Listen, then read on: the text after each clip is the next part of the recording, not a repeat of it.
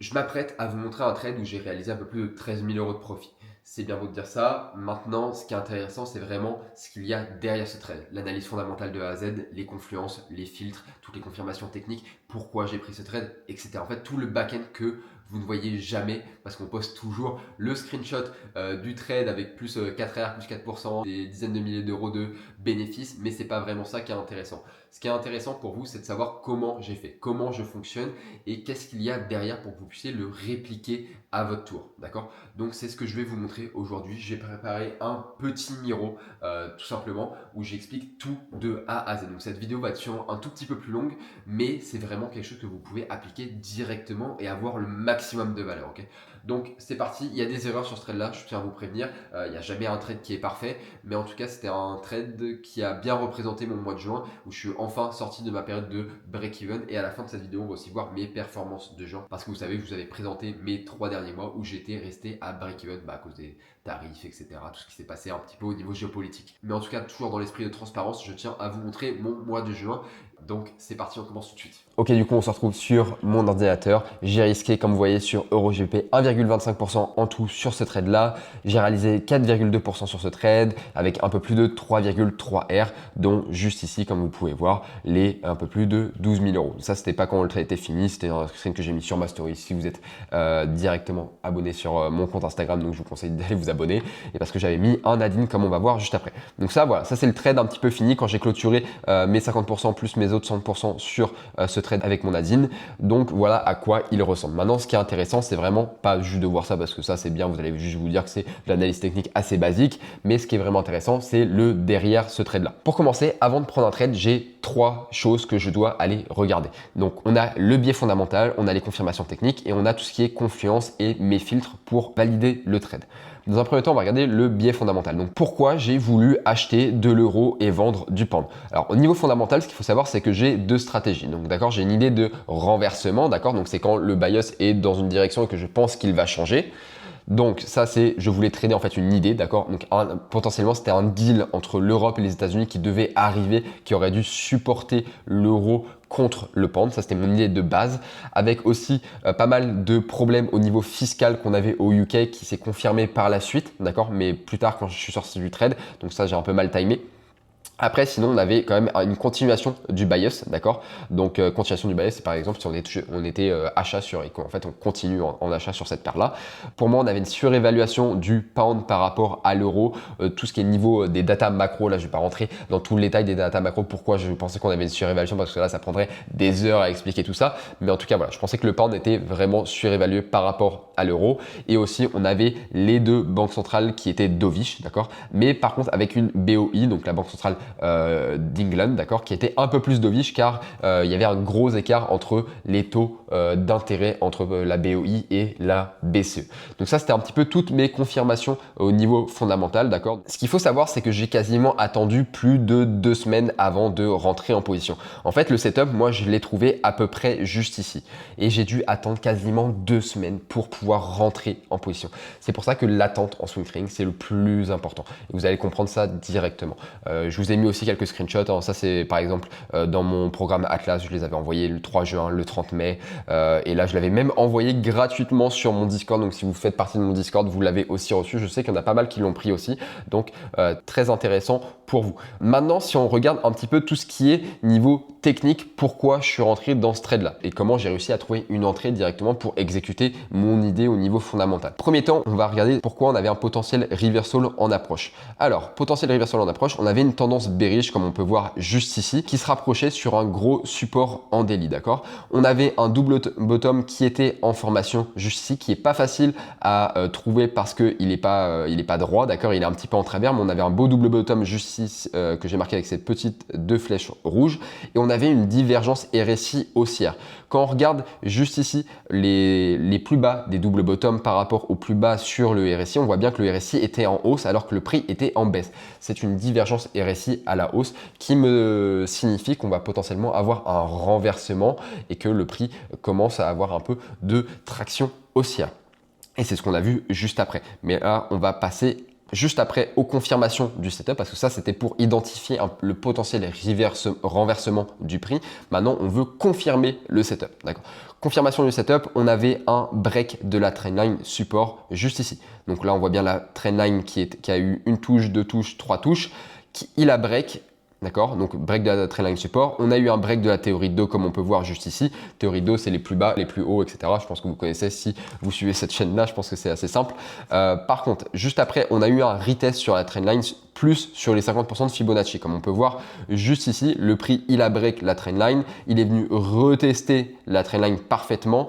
Et en plus, c'était sur les niveaux de 50% de Fibonacci qui est la golden zone, comme vous savez. D'accord. Donc ça, c'était vraiment au niveau du setup, quelque chose de très basique. J'étais pas encore rentré en position à ce moment-là parce qu'en fait j'ai loupé l'entrée, mais on va y revenir juste après. Maintenant, on va regarder un petit peu tout ce qui est filtre et confluence. Pourquoi j'ai décidé de prendre ce trade là, parce que j'ai plein de setups en fait à chaque fois que je surveille, et pourquoi j'ai décidé de prendre celui-ci et pourquoi en fait mes confluences étaient avec moi tout simplement sur ce setup. Si on peut voir un petit peu, ça c'est sur Prime Market Terminal, je pense que vous êtes un petit peu familier maintenant avec ça, c'est le COT, donc c'est le Commitment of Trader, donc c'est les positionnements des hedge funds, des banques, etc. Moi je regarde uniquement les leverage funds parce que c'est ceux qui prennent des positions sur le même time frame que moi, donc en swing trading. Si on regarde un petit peu au niveau de l'euro, on voit un petit peu l'historique. Alors juste avant de vous montrer ça, on peut voir que là le prix, on était autour du entre le 5 juin, d'accord, entre le 5 et le 10. Donc si on regarde juste ici, l'euro entre le 3 juin et le 10 juin, on voit qu'on a eu un reversement. Les hedge funds étaient en négatif, donc en vente, d'accord, majoritairement sur l'euro, et ils ont switché à plus de 12 000 positions, de moins 2000 à plus de 12 000. Donc là, on a eu un vrai switch dans le positionnement des hedge funds. Ça veut dire qu'en fait, les hedge funds ont vu aussi que fondamentalement parlant, ça a changé, qu'ils ont changé en fait leur vision fondamentale sur cette paire, pas sur cette paire, mais sur cette monnaie qui est l'euro, d'accord. Et si on regarde un petit peu comparé par contre au pound, on voit que le pound entre le 3 et le 10 ont augmenté leur position en achat, mais bien moins que l'euro. D'accord, on est passé de 39 000 à 41 000, ce qui est vraiment infime par rapport à le changement qu'on a eu au niveau de l'euro. Donc forcément, ce qui m'a vraiment donné un edge, et il m'a dit, ok, là on a un switch au niveau de l'euro, mon biais fondamental est confirmé, mon setup est confirmé en tout cas de ce point de vue là sur le COT.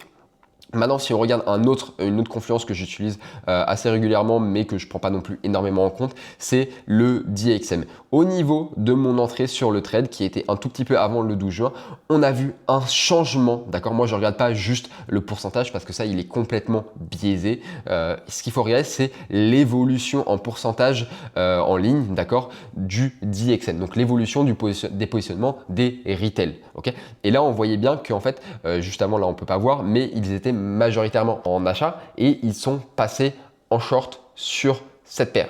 Et du coup, moi, qu'est-ce que ça me dit? Bah, moi, j'ai envie d'acheter si tout le monde commence à passer en short, tout simplement. Donc, ça m'a donné une deuxième confluence. Il y a d'autres confluences qu'on va voir un petit peu juste après dans cette vidéo, au moment où j'ai mis mon Nadine. Je vous garde un peu le meilleur pour la fin, ok?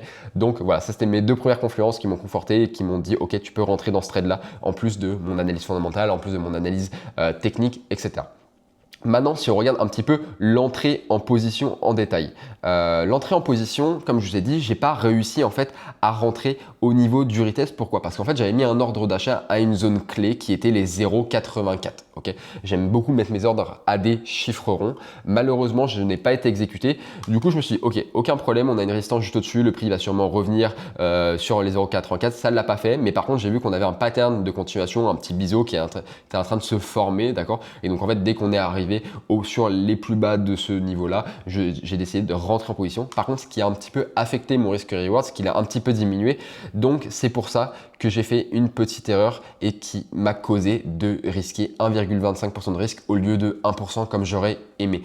Parce que comme j'ai baissé en fait mon risque reward, je voulais quand même, après ça c'est du money management qui est bien personnel à moi, mais en tout cas du coup j'ai décidé de risquer un tout petit peu plus pour contrebalancer ce risque reward qui était un petit peu diminué, d'accord. Donc voilà, j'ai réussi à rentrer dans ce trade là, on était à peu près le 6 juin si je ne me trompe pas. Après on va se faire un petit peu l'évolution du trade. L'évolution du trade c'est assez simple. simple, le prix a cassé ce biseau-là, d'accord, est arrivé directement sur la résistance, comme je vous ai marqué ici. Ce spike qui a eu lieu a été causé en fait par les average earnings, en fait toutes les datas d'emploi au niveau du UK qui est extrêmement important et qui était très mauvais, d'accord, comme vous pouvez voir ici juste le 10 juin, donc juste après en fait que je sois rentré en position, donc forcément ça a bien profité à mon trade. Prochainement, on va voir directement un potentiel add-in et comment j'ai managé. Alors du coup, dès que j'ai vu ça, que ça spike, moi je voulais, dès que le prix a cassé, je voulais avoir un retest ici pour pouvoir rentrer en add-in, d'accord, qui aurait pu être un très bon add-in. Malheureusement, comme on va voir par la suite, ça s'est pas fait. Mais par contre, j'ai quand même sécurisé mon trade et je l'ai mis à BE directement dès qu'on avait cassé cette zone-là. Si on avait eu un retest, j'aurais mis directement mon SL juste là, mais vous allez voir que ça s'est pas passé exactement pareil. Je l'ai partagé aussi, vous voyez, par exemple le 11 juin avec mes membres Atlas et même aussi avec mon Discord. Donc je vous partage vraiment tout. Donc si vous voulez voir juste mes trades, allez directement dans le Discord. Ça, c'est gratuit. Juste après, on a vu encore un spike, d'accord, qui s'est passé sur EuroJBP et j'ai pas pu avoir mon retest sur la résistance, donc rentrer en add-in. C'est pas grave. Par contre, ce spike a été causé juste à cause du JDP Monthly qui a été très mauvais pour le pound. Donc franchement, les datas sur ce trade là ont vraiment fait pousser mon trade. Donc moi je dis ok, il n'y a aucun problème. C'est ce que j'avais analysé en amont sur tout ce qui était data macro. C'est pour ça que je pensais que le pound était surévalué par rapport à l'euro. Et en fait, toutes les datas qui ont suivi ce mois-ci sur le pound m'ont confirmé mon biais macroéconomique sur le pound. Donc franchement, j'étais très content de tout ça. Si on continue un petit peu, on va voir mon add-in directement. Vous voyez que je suis rentré en add-in juste ici. Si on va sur un time frame un petit peu plus court, on va voir qu'en fait, on avait un pattern de continuation et je suis rentré à la cassure, un SL en dessous des plus bas, ce qui a vraiment de très basique. Après, j'ai réussi à manager directement, à le mettre au-dessus des 0,85 parce que c'était un chiffre rond. Voilà, rien de compliqué. Maintenant, pourquoi vraiment je suis rentré sur cette add-in ici? C'est d'autres confluences. Si on regarde ça, c'est Prime Market Terminal, d'accord? Ça, c'est la saisonnalité. Si on regarde un petit peu au niveau de la saisonnalité sur EuroJBP, on voit qu'en fait, à l'approche de fin juillet, donc on était à peu près au 27 juin, à ce moment-là, on voit très bien qu'on a un gros spike sur EuroJBP. Et je voulais pouvoir catcher en fait ce spike qu'on avait depuis 5 ans, 10 ans, 15 ans sur EuroJBP. C'est pour ça que j'ai décidé en fait d'ajouter un add-in parce que je voulais profiter de cette hausse-là. On avait aussi le spread entre les 10 ans euro et les 10 ans du pound, d'accord, donc les bounds, on avait une différence, d'accord, donc ça on peut l'utiliser de deux manières, soit on peut utiliser le spread, soit on peut l'utiliser en tant que tendance. Sur ce coup-là, il n'y avait pas de spread, de divergence avec le spread, d'accord, entre les yields, mais par contre on avait vraiment bien une confirmation au niveau de la tendance, on avait vraiment ce spread qui commençait à vraiment monter, donc qui m'a confirmé en fait ma confiance. On peut aussi utiliser une autre confiance que moi j'utilise de temps en temps sur Prime Market Terminal qui est les trades de banque. Grâce à Prime Market Terminal, j'ai accès aux trades de banque et on pouvait voir par exemple juste ici EuroJBP qu'on avait une banque qui était aussi en achat avec une target au niveau des 0,86 qui a forcément encore une fois confirmé mon bias pour continuer à prendre mon trade. Donc vous voyez, moi je suis rentré juste ici, eux ils étaient rentrés à peu près sur ces niveaux-là, pardon, et exactement en fait comme moi. Donc voilà, ça c'était vraiment parfait. J'ai aussi partagé, comme encore une fois avec Atlas, mon entrée. Vous pouvez voir un petit peu mon entrée, là vous n'allez pas bien voir, mais voilà, mon entrée sur cette add-in là. Je l'avais aussi partagé juste après sur mon groupe Discord. Et juste après, on avait eu le meeting de la BOI qui ont décidé de hold leur taux, mais avec un ton assez dovish. Donc ce qui a forcément un petit peu aidé mon trade. Maintenant, si on regarde un petit peu comment ce trade s'est fini. En fait, ce qui s'est passé, c'est que j'ai décidé de clôturer quand on a commencé juste après la décision de la BOI de hold les rates. J'ai vu que le trade avait quand même pas mal spike, on commençait à arriver sur des niveaux, en fait au niveau du VRP on avait pas mal d'accumulation, une grosse résistance à ce niveau là, donc c'est pour ça que j'ai préféré sortir 50% de ma position entière et après on a commencé à avoir un biseau, d'accord, qui était en train de se former et à la cassure de ce biseau là j'ai décidé de sortir parce que j'avais des confiances qui commençaient à être un petit peu contre moi et du coup je voulais sécuriser mes profits comme vous vous rappelez parce que j'avais eu 3 mois de break-even juste avant et quand on est en profit comme vous voyez juste ici de 4,2%, 3,3 R et un peu plus de 12 000 euros. Enfin, ça, on était vraiment à plus que ça à ce niveau-là. On était à peu près à 13 000 euros. J'ai décidé de fermer, d'accord? Et ça, je l'ai encore update à chaque fois. Hein. Je suis totalement transparent là-dessus sur chaque décision que je prends sur mes trades. Donc voilà comment s'est passé un petit peu mon trade de A à Z. Donc vous voyez bien qu'on a vraiment une analyse fondamentale complète, une idée, d'accord, backée par de la macro, par vraiment de la data. Après, on a des confluences. Après, on a de l'analyse technique. Après, on a encore des confluences quand il s'agit de ajouter un add-in. On a de l'analyse de data, etc., etc., etc. Et ce qui nous permet à la fin de vraiment finir avec un trade comme ça. Franchement, il n'a pas été managé du mieux, d'accord. J'aurais pu rentrer vraiment au niveau du retest, ça c'était une erreur de ma part. J'aurais dû laisser mon trade courir parce que si vous allez regarder aujourd'hui EuroGBP, il a complètement skyrock et j'aurais pu prendre beaucoup plus. C'est pas dans mon habitude de couper les trades hyper tôt comme ça, mais en fonction du contexte, comme on va voir sur mes perfs de juin, j'ai préféré quand même sécuriser des profits et je suis très très content de ce trade là. Donc voilà un petit peu. Maintenant, si on regarde un petit peu mes performances de juin, parce que je vous l'avais promis, on fait toujours des updates par rapport à mes performances pour toujours être transparent avec vous. Donc si on regarde un petit peu ce qui s'est passé au niveau de juin. Là, on a un petit peu mes performances en pourcentage depuis le début de l'année. Donc on voit que janvier, j'avais fait 5%, 16% en février. Et là, on avait eu mes 3 mois de break-even et même un petit peu en perte en mai. J'ai clôturé juin avec un profit de 6,8%. Ce qui est de très très bonne performance. J'ai un goal average par mois lissé sur l'année de 5%. Donc ce qui est un petit peu au-dessus de mes performances. Donc ce qui est pas mal parce que ça va rattraper un petit peu mes 3 mois de break-even. Maintenant, si on regarde un petit peu le détail de mes trades, on peut voir qu'en juin, forcément positif, j'ai fait 6,43 R, 6,84% de pourcentage tout simplement, 75% de win rate, donc un très très bon win rate. J'ai pris 5 trades, j'ai eu un break-even et j'ai eu 4 prises de profit en tout. Donc ça, c'était une perte, pardon, pas un break-even, une perte. Donc voilà, c'était vraiment des très très bonnes performances. J'ai eu pas mal quand même de break-even, enfin des gains qui sont où j'ai pas non plus encaissé énormément. Mais comme vous pouvez voir juste ici, là en PNL, on a encaissé 0,53%. Là, on a perdu 0,58%.